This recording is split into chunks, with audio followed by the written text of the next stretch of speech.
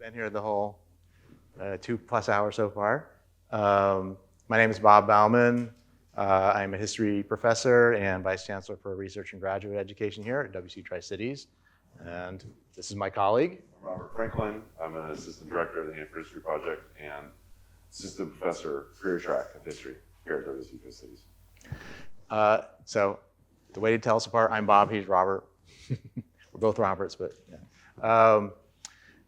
And the two of us have presented on the history of Hanford, World War II, Cold War, peoples who came here, peoples who were removed, a number of different times. And we also started working together probably almost 10 years ago, kind of, right? 10 years ago, yeah. So a lot of the information that we're presenting to you originated from what started as Hanford Oral History Project in 2013, in which I conducted interviews with both people who lived out at Hanford prior to Hanford, right? So the towns of Hanford and White Bluffs, yeah. And then also some early Hanford workers. Then Robert came on board in like 2015 and has done a lot of the oral history since then.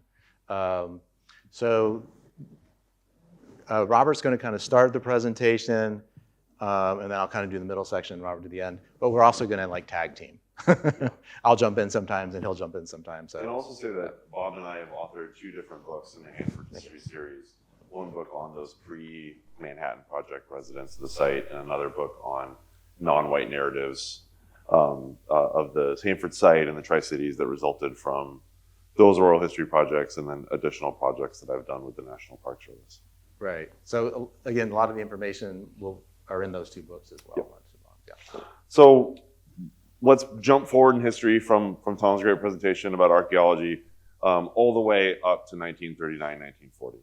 So it's in this time period that several notable scientists, refugees from Europe, are starting to become incredibly concerned, not just about the rising conflict in Europe, but about some of the things they've been hearing from colleagues back in Europe, things that they know that German physicists are working towards, and concerned about the possibility that the Nazi government could be moving towards the construction of an atomic bomb, getting enough fissile material to build a bomb. And so in this picture, which is actually kind of a recreation of this event, Leo Szilard, Eugene Wigner met with Albert Einstein, who is then and even today now one of the most recognizable scientists in history, right? They met with him to draft a letter to send to President Franklin Delano Roosevelt, warning him of their concerns and urging him to take action. They decided to go through Einstein because of basically his notoriety, that Szilard and Wigner were concerned that they, as recent refugees, did not have the cultural cachet to make this letter happen. And it didn't start the United States on the Manhattan Project immediately, but it did cause FDR to open up the Office of Science and under Vannevar Bush, father of George H.W. Bush, and began to kind of consolidate uranium stockpiles, kind of halt publication on nuclear-related issues, moving us towards the Manhattan Project. Of course, everything changes after December 7th, 1941, when the United States enters the war, and the Manhattan Project goes into high gear. It's decided that the United States will undertake this massive project to create nuclear weapons to use against Nazi Germany, to then, with the idea of using them against Nazi Germany. Of course, we used them on the Japanese instead at the end of the war. It's decided that 2 different tacks of research or 2 different production tacks will be taken. A large group at Oak Ridge is going to try to enrich uranium or pull out uranium-235, an isotope of uranium, to make into a bomb.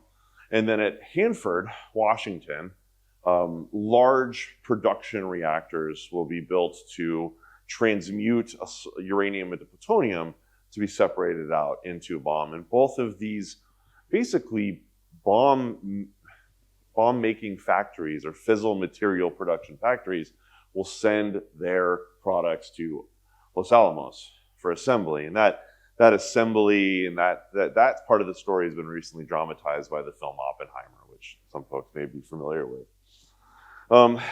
What boils down and why Hanford really builds this case of importance is because not only does Hanford provide the material for the Trinity test, the world's first test of an atomic bomb, the kind of big reveal of the Oppenheimer movie, and it provides the material for the Fat Man bomb dropped on Nagasaki that kills roughly 40 to 80,000 people.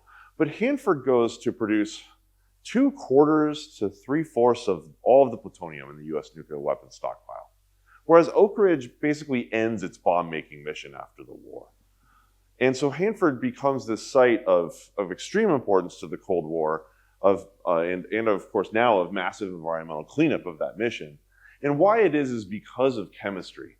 Oak Ridge used 3 different processes to try to extract this isotope of uranium, but it was costly and inefficient. In 2.5 years, they isolated enough U-235 for 1 bomb.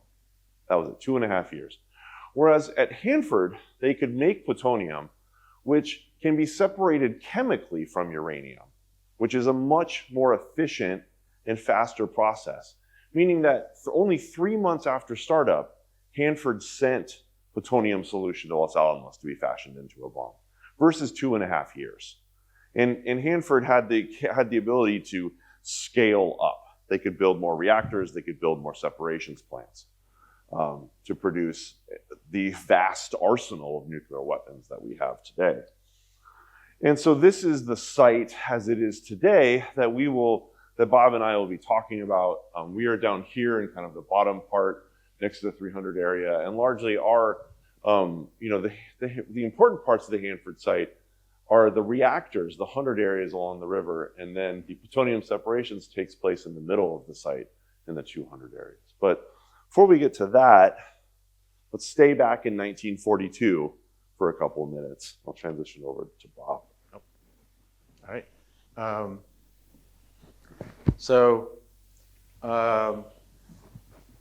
One of the things that had to be decided was where to build these plants, right? So Los Alamos, Oak Ridge, we know that's where they ended up being built. But they were looking for, right, why was Hanford chosen? Why was this place chosen? Not densely populated, right? There were people here, but it was fairly sparsely populated. Also close to water, right? Cold water, right? Cooled reactors from the Columbia River, and also power. Electric power, thanks to some at that time, fairly recently constructed dams, right? Which brought power to the region. And so those, among other reasons, led to the construction of the Hanford site. So in December of 1942, Colonel Franklin Matthias and a couple of DuPont engineers. So DuPont is going to be the company that's going to be hired to be the first contractor of the Hanford site. And so they inspect several sites in late December of 1942. General Matthias reports back to General Leslie Groves. If that name sounds familiar, right? The park down the street, Leslie Groves Park. That the Hanford site, quote, was far more favorable in virtually all respects than any other. So they choose this place. And so on February 8th of 1943, the Secretary of War, Henry Stimson, authorizes the acquisition of this land. It's sparsely populated, but it is populated. There are people living here. So one of the things we'll be talking about is that the construction of Hanford, right, impacts peoples in different ways. And it impacts the peoples already here because they're going to be removed, sort of unceremoniously removed. And then tens of thousands of other people's lives are going to change because they're going to move here for work at Hanford. So some of the people who are going to be greatly impacted, right, are the Wanapum, right, indigenous peoples here who use the land and had for, Tom talked about briefly, like for thousands of years. They're going to lose access to that land. in 1984, Frank Buck, in an interview given then, who was 16 years old in 1943 when the government came through and removed them, said that when the Army came to Hanford, they said we couldn't go in there. And they were told some years when this is all over, you can come back and fish again whenever you want to. And in 1984 said, but now we can't do that, right? So Wanapum are going to be removed and not allowed to go to their traditional fishing places, some of the sacred spaces that were theirs. In addition, there were white settlements, right? These towns of Hanford, White Bluffs, in particular, and parts of Richland, who on March 6th of 1943 received letters from the federal government notifying them that they had about 30 days to leave their land, to make way for a secret government war project. So to put this into perspective as well, 1943, right? So the country is really just coming out of the Great Depression, right? So for the past decade plus, Americans had struggled with the Great Depression, and farmers in particular. So for these rural areas in eastern Washington, whose farms and orchards were now going to be removed from them when they just were starting to see maybe a little bit of profit. It was a very difficult thing for them, but they had no choice, right? And so they received these evacuation notices. And as you might imagine, reactions to those evacuation notices vary somewhat, from resignation, there's nothing we can do, right, to anger, frustration, disbelief. One former resident, a man named Lloyd Chalcraft, who I interviewed in 2013, said that the arrival of all these vehicles to remove people off their lands was like an invasion. That was the term he used. And some of the bitterness that lasted for these residents was because of the low appraisals their property was given by government appraisers. Many residents just took those first appraisals believing they had no choice, right? Others challenged it in court. There was a family that had a lawyer in the family, right, who was able to help that family get a lot more for their land. So eventually the amounts that people received varied significantly. But I'm showing you this. Some of the last people removed were people who were buried there. One of the things that happened was the federal government decided to remove the cemeteries that were on site, so that people whose loved ones were buried in those cemeteries could visit them somewhere. So this is a photo of the White Bluff Cemetery, which is now in Prosser. So if you ever go to the Prosser Cemetery, there's a section of the Prosser Cemetery that has the White Bluff Cemetery, and has all the gravestones and lists the names of the people who were there. Any of you have been out on the Hanford site and done the pre-1943 tours? Yes, I knew, yeah. So some of you have seen this building, the old Hanford High School. This is a photo from the period, Hanford High School building. If you go now, this is what it looks like, right? So there are remnants of these small towns still there. The shell of the Hanford High School, the White Bluffs Bank, some sidewalks that you can see. It feels, if you go out there, it feels sort of like an episode of The Twilight Zone, right? You feel like someone's gonna peek around the corner at some point, or Rod Serling's gonna be standing there smoking a cigarette. You get that feeling of like this ghost town when you visit there.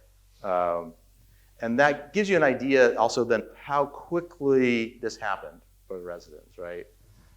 They had 30 days to leave. The government, at some point demolished most of the buildings but there were a handful, we don't know exactly why, were left, and the Hanford High School is one of those. So while those residents left, tens of thousands of people came to Hanford to work. Robert mentioned, right, the goal, right? We have to beat the Nazis, right, to this. We have to beat the Nazis to an atomic weapon. So construction of Hanford was done at a fast pace. Tens of thousands of workers without being told exactly what they were doing. So that's one thing to remember. Hanford was a very secret project. So the vast majority of workers at Hanford did not know exactly what they were building. Only very top level of scientists and engineers knew. They knew they were working on something for the war, right? That this was a wartime construction project. But that was pretty much the limit of what they knew. So the peak of the workforce at Hanford was about 50,000 in the summer of 1944. There was also a lot of turnover. So there were a lot more people than that actually worked at Hanford at some point. There's a lot of turnover because of the wind that we're all familiar with, right? The dust storms, right? They're called termination winds because so many, after a major dust storm, so many people would quit their jobs and say, I'm going to Seattle or Portland or somewhere else where I can get a war job and not have to deal with these dust storms. So the DuPont company, I should say, recruited workers from all over the country, but they especially focused on the American South because that's where wages were the lowest. And wages to work at Hanford were good wages, especially in the 1940s, coming out of the Great Depression. These were good paying jobs, much higher paying jobs than what most people, white or black, in the South were working at. Right? So a lot of the workers who came out to Hanford during World War II were coming from the American South. One of the really significant accomplishments of the construction of Hanford was the construction of the V reactor, right, which is going to be the first reactor in the world, right, to go critical in September of 1944 and produce its first plutonium November 6th of 1944. Given that the actual construction began in the spring of 1943, October 1943, and that, so basically in a year, right? And that's B reactor, and that's not even thinking of all the other buildings that are being constructed at the time. And this was a really significant accomplishment, and gives you a sense of how many people were working here, right? And how urgent the task was considered. I'm going to play a couple of oral history clips here. This first one is a man named Thomas Clement, and the second one, a man named Lawrence Brinkman, who both were construction workers who came here in 1943, 1944, and worked on the construction of the B reactor and other projects. Stage of the construction on our first tour, as I remembered, I think it was in April of 44, and the D and F reactors were just coming out of the ground, the buildings, and B, as I remember, the sidewalls on the reactor building were getting up pretty high. I think they were still laying the graphite in the pile, as I remember, at that time, and that would have been the year the reactor started up. So if you put this in terms of building reactors today, it was a fantastic job from the standpoint of how fast it went along. Stage of the construction of... There we go. And then the second clip is from a man named Lawrence Brinkman, who I think was the oldest person I interviewed. I'm pretty sure when I interviewed him, he was 102 years old, which is truly remarkable. And so this little clip here, he's talking about how he and the workers really did not know what they were working on. Well, in the first place, you didn't know what we were going to make here. There were few people that knew, but that was not discussed. We did not discuss what we were going to make here and what it was going to be used for. That was absolutely quiet.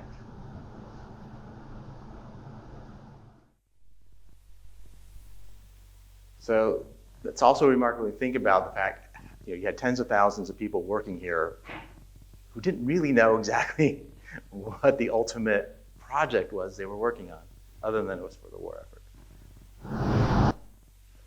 I'm going to, so as I mentioned earlier, the DuPont company recruited workers from the American South, whites and blacks.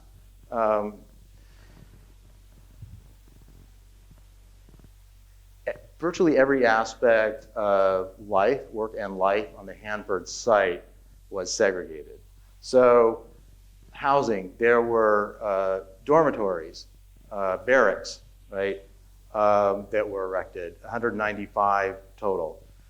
They were segregated by race and by gender. So there were 110 barracks for white men, 21 for black men, 57 for white women, 7 for black women. The dining halls and mess halls were segregated. Entertainment was segregated. I think I have that. So this is a slide that shows you. So as I mentioned, there's a lot of turnover of employees here. So one way the DuPont company tried to keep people here was to have entertainment, things to do, right? To keep people wanting to stay here. If you notice, so this is the calendar for December of 1944, and this is the entertainment schedule for every day. And each day it lists white and colored, right? So even entertainment was segregated. Transportation to and from the Hanford site was segregated. You could not drive a private vehicle onto the Hanford site. You had to take the buses, right? The buses were segregated. So for African Americans coming here, leaving the segregated South, there are certain expectations that they're now going to be in the North, and maybe things will be somewhat different. The thing that's most different are the wages. African Americans are getting paid a lot more working Hanford than they got paid for any job in the South. That's the draw, right?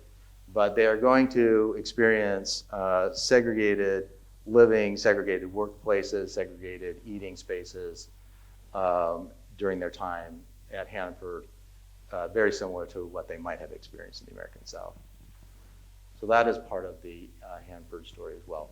And one more example is, so the communities were also segregated. So those of you from the Tri-Cities. So the city of Kennewick essentially prohibited anyone who was non-white from living there. There were racially restricted covenants that prohibited anyone who was non-white from living there.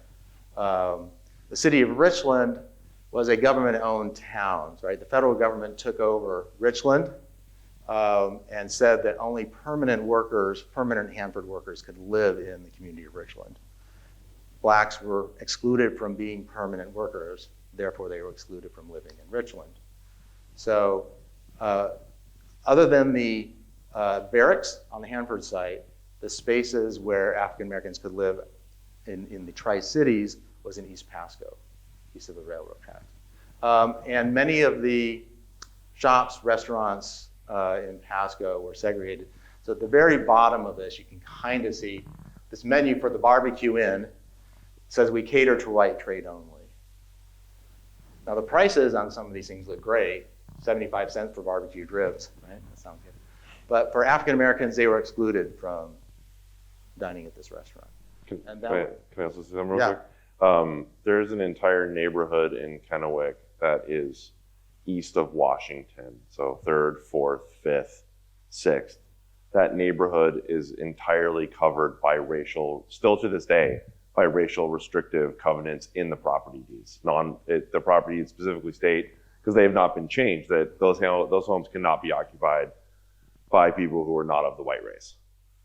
Of course, this neighborhood is mostly Latinx, so those property deeds are not acted upon, but this kind of segregation goes to that level. This is legal segregation, right? Written into property law. Right. So again, the Hanford impacts, the construction of Hanford impacts tens of thousands of people, including blacks who come to work here, but impacts them differently, right, than it does whites who come to work here, in terms of where they can live, where they can eat, where they can enjoy entertainment. So the other thing you'll see then is because of segregation, you will see, toward the end of the war and then the early years of the Cold War, African Americans establishing businesses, right, to serve clientele, so restaurants, barbershops, things like that. And then I want to talk about one other group of people, and that's Japanese Americans. This is a photo of the Yamauchi family. This is one of I love old photos. I'm a historian. I love old photos. Well, this is one of my favorite old photos ever because of what I assume someone in the family, maybe parents, wrote at the bottom, rising generation, right? Which is what a lot of immigrant parents, right, think of their children, right, the first generation born in the United States. So this is Harry and Chika Yamauchi, and the first 4 of their children. Harry and Chika Yamauchi came to Pasco in 1907. He was working for the Northern Pacific Railroad. Pasco was a railroad town. Over time, he saved money, opened 6 businesses, including a couple of restaurants, cigar shop, right? Very successful family. Here's one of their cafes, the M&M Cafe. So this is Chika Yamauchi on your far left, the far right of the photo. One of the Yamauchi sons there in one of their cafes. For all intents and purposes, a very, very successful family. World War II was going to change that. So this always surprises me when I tell people this. There were Japanese Americans living in the Tri-Cities who were sent to internment camps. We're not exactly on the West Coast here. We're about 250 miles at least, right? But if you can see this map of, you see that bubble? Someone drew a line, right, down the West Coast. Anyone living west of that line and they were Japanese descent was going to be incarcerated, right, sent to camps. The bubble up there in Washington State, that's the Columbia River. So if you were of Japanese descent and living in Benton County, you were sent to internment camp. If you were living in Franklin County, you weren't automatically sent, but you still were sent. So Harry and Chika Yamauchi, even though they lived in Franklin County, Pasco, because they were Japanese nationals, were sent to internment camp. Their children by this time were mostly adults, some living in Benton County, some living in Franklin County. So their family was divided by the war, and divided by the incarceration of Japanese Americans. Some were sent to internment camps in Minidoka, Idaho, and Hart Mountain, Wyoming. Others, they're living in Franklin County, were allowed to stay. Eventually, Harry and Chika Yamauchi were allowed to, there were a lot of appeals to release them from the internment camp. They were sent to Arkansas. And they were eventually released, but they were not allowed to come back to the Tri-Cities, to Pasco, their home, because that was deemed too close to Hanford, the top secret site. And so they were allowed to move to Spokane. And so the war, again, in Hanford had a significant impact on lots of different groups of people in very different ways. This is a couple of the Harry and Chika's grandchildren. Arlene and Connie Montoya, who were interned in Heart Mountain, Wyoming. This is a picture of them in 1942. And I'm going to turn it back to Robert. Okay. So, so kind of coming back again to the secret Hanford site, we're going to kind of take a trip, kind of what's going on in the reactors, right? How is plutonium made? Where does it go, and what does it do? So plutonium, the way we make plutonium starts its journey in the 300 area. This is the area just north of us today, which was a research and development area, and also where uranium that came in, much of this uranium from the Belgian Congo, the Shikolan-Kabe mine in the Belgian Congo, the richest, largest uranium mine in the world. This uranium was purchased by the government and sent to 300 area. There's very little left of the 300 area today. It's just north of PNL. Just the 324 or 325 buildings are left, buildings that are too hot to safely clean up. Here the fuel was canned. This was a tough process.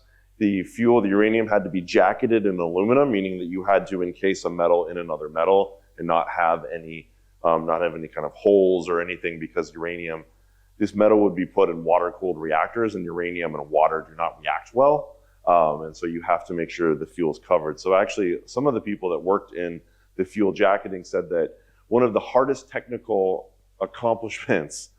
challenges and accomplishments of the entire Manhattan Project at Hanford was not the construction of the reactor. It was actually figuring out how to jacket the fuel reliably, because each of these reactors had 2,004 process tubes, and each one of those tubes had 36 fuel elements. You can do the math. It's tens of thousands of fuel elements at any one time in the reactor. It's a massive amount of plutonium.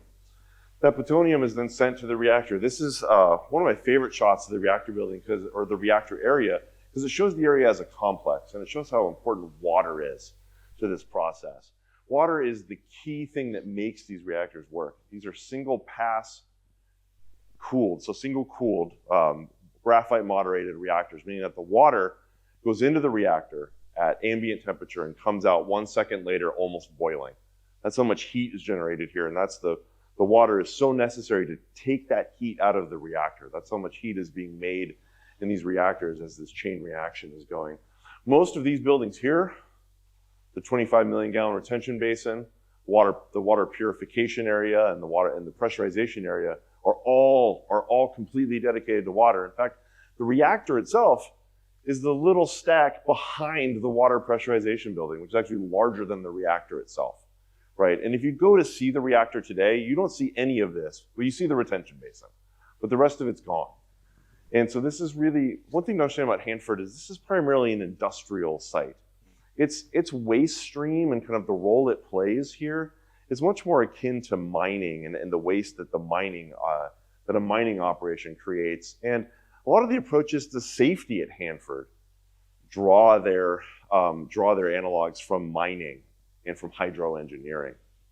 So within the reactor, and this is kind of this is a kind of cutout of the reactor, we have a graphite core, and that graphite is needed to kind of slow down neutrons so that you can have a chain reaction.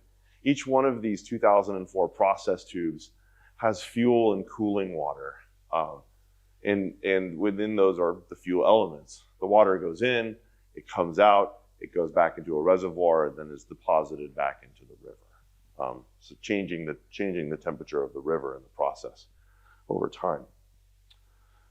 Inside the reactor, there's two different things that are happening for us to understand, to figure out how we produce plutonium.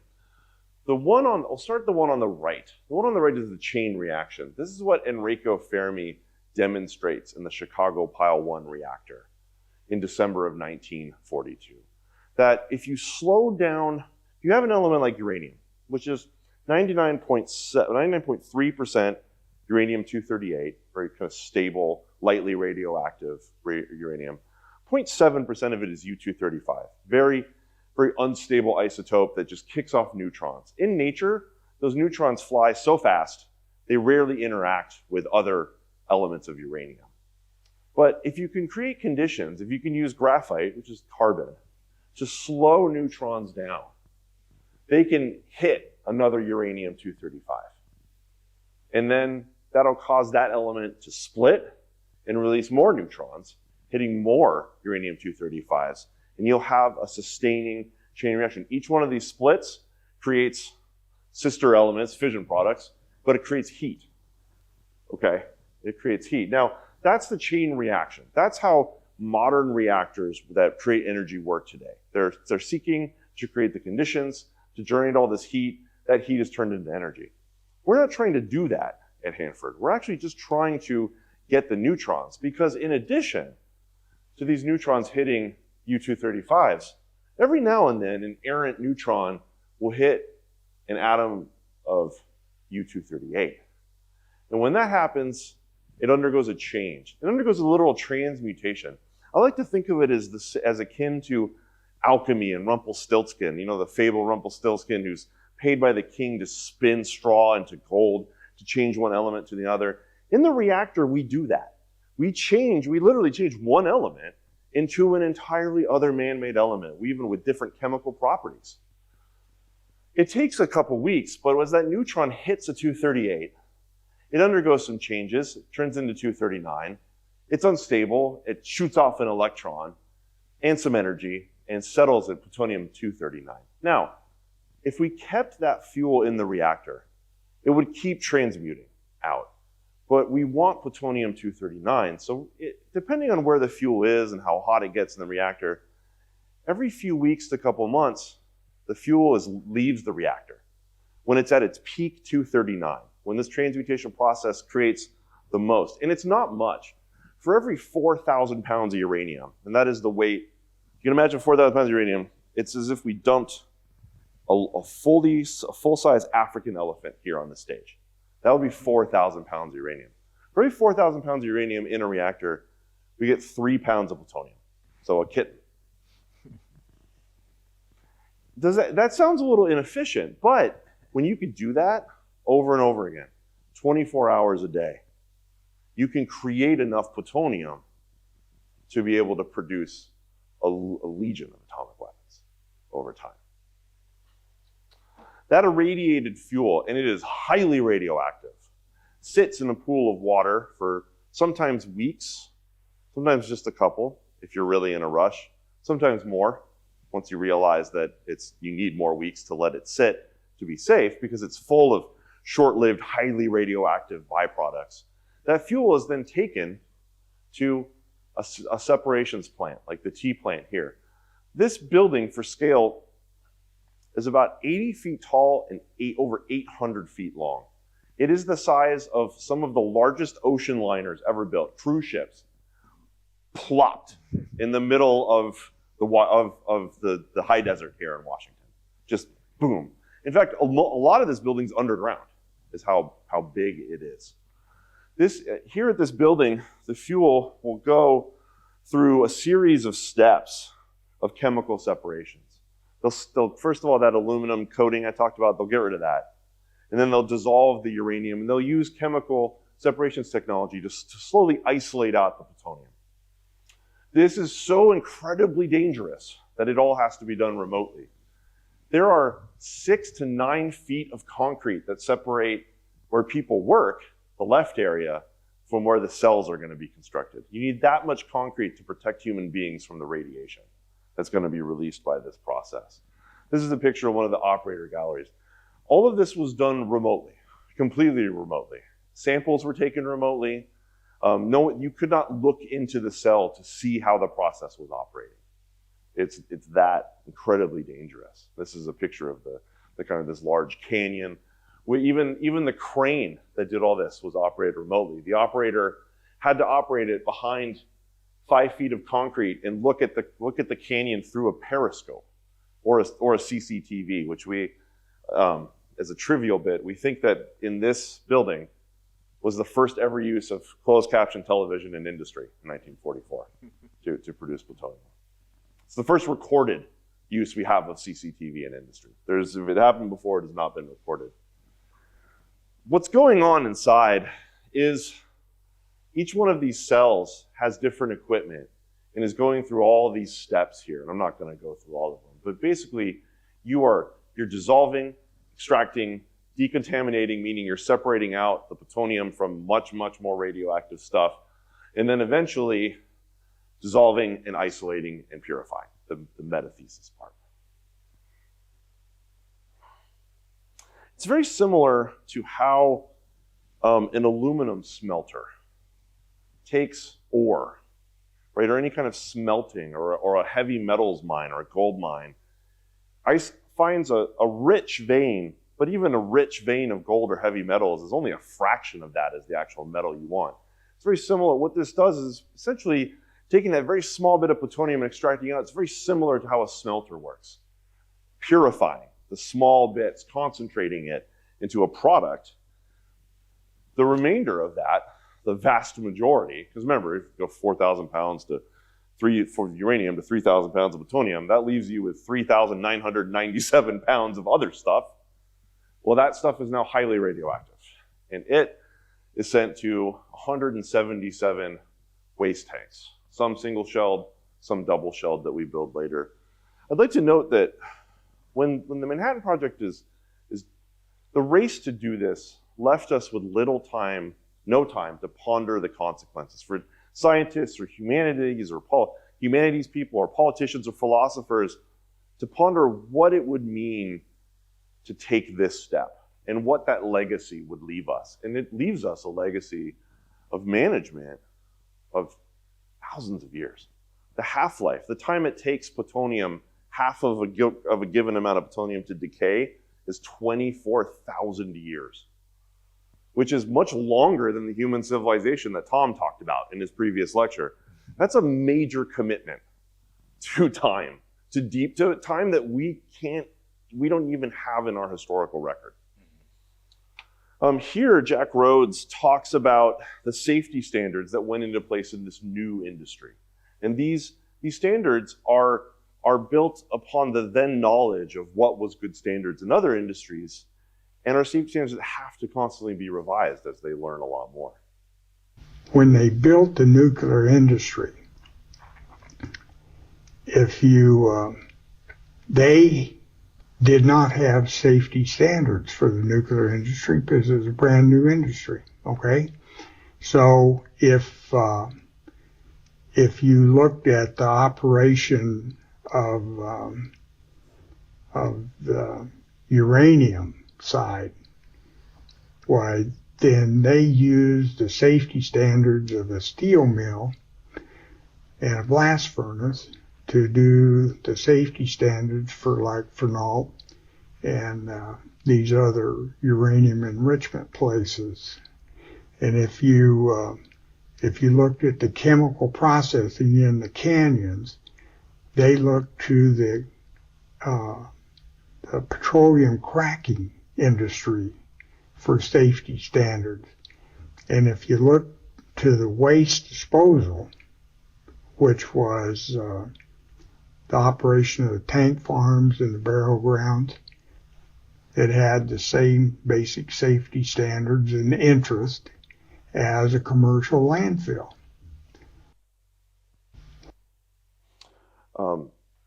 Bob mentioned a bit about the town of Richland kind of being part of this, a government-owned town.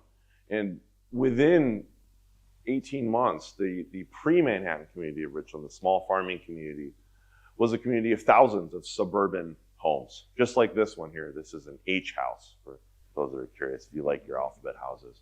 An H house in 1942. And literally, the government created a white picket fence suburban utopia built around the car, built around well-paying jobs where men went off to work, mostly men, to work in secret wartime and later Cold War time facilities to make plutonium or something revolving in the making of plutonium if they didn't directly make it themselves, supporting the making of plutonium, leaving this kind of picture-perfect suburb. And of course, that's important to contrast with some of the other history that Bob was talking about for African Americans living in Pasco. They're living in abject squalor in neighborhoods that, as compared to these beautiful alphabet homes, African Americans in Pasco are living in neighborhoods that have no streetlights, no sewer systems. Most homes are heated and cook with wood stoves. They share water taps. They don't have indoor plumbing. We're talking about in dilapidated automobile trailers. Some people are camping in vacant lots for months at a time before they can secure housing. A real different experience, depending, as Bob mentioned, depending on who you were, what your race was, and both working at Hanford but living very, very different lives. So once the tea plant separates out that plutonium, a little bit of it, and the rest of it goes in the waste tanks, the first shipment is undertaken to Los Alamos in early July 1945, carried by train. That's realized it's a little too risky because something could happen on the train.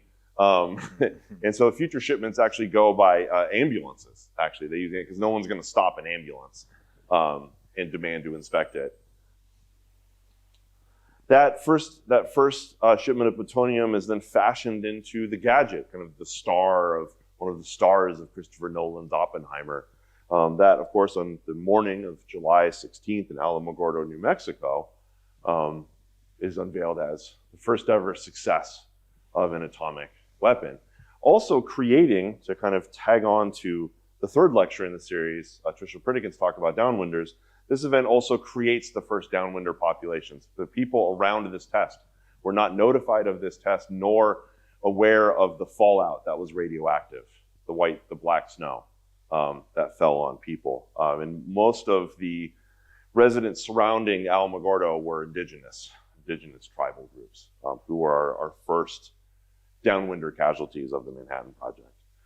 The Manhattan Project's two products are here, the Oak Ridge bomb, the U-235 bomb, the gun-type bomb as it's known, Little Boy, and the plutonium bomb, which is an implosion bomb. That's a core packed with explosives to compress the plutonium and cause a critical chain reaction.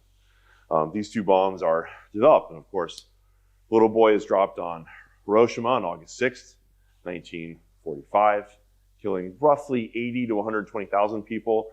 This numbers vary depending on how we count deaths, immediate deaths, deaths due to exposure. Do you count deaths decades later as a result of bombing? That's why it varies. And then the Fat Man bomb, which kills roughly 40 to 80,000 people, again, depending on how you count those deaths. But in the overall goal of the Manhattan Project to develop the weapon and to bring the war to a close is realized and is celebrated.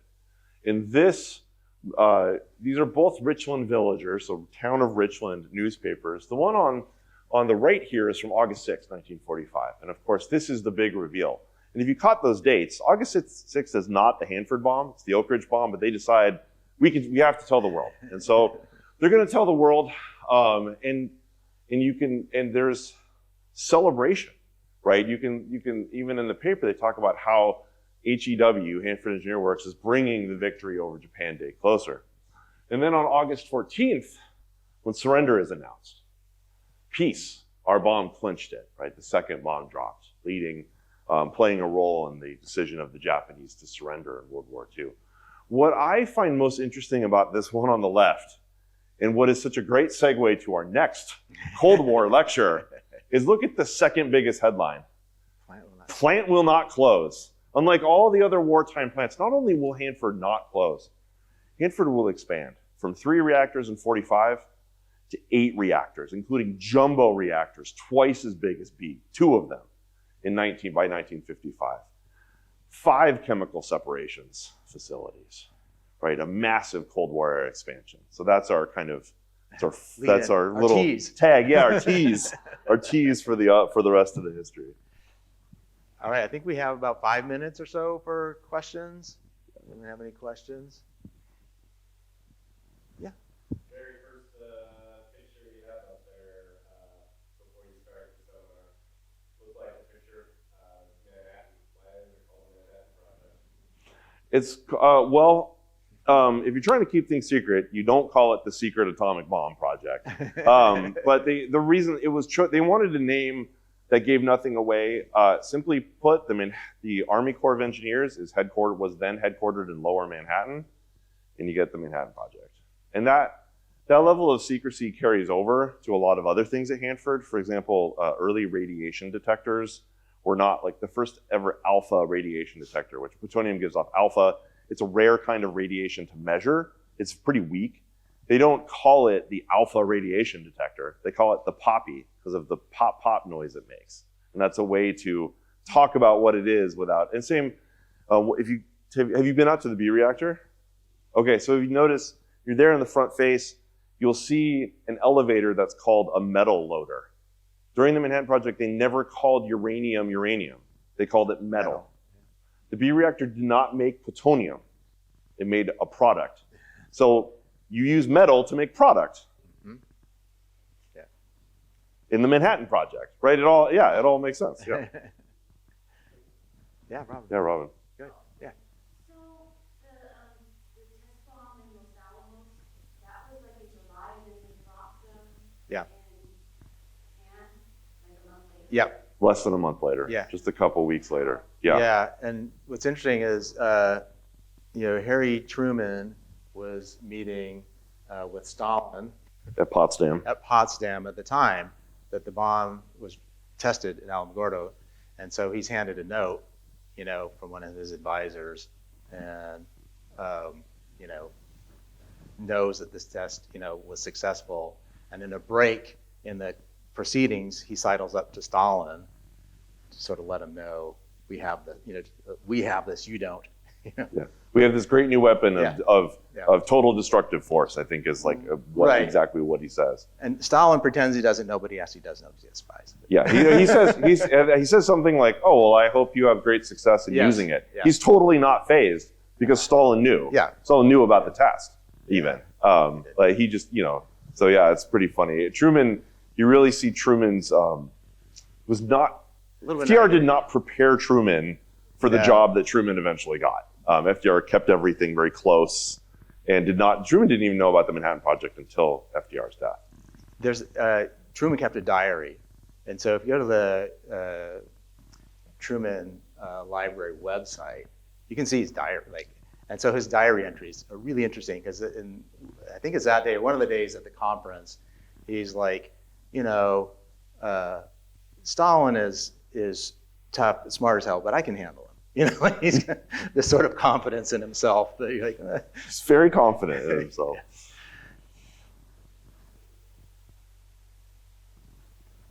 Anybody else? Yeah. Question?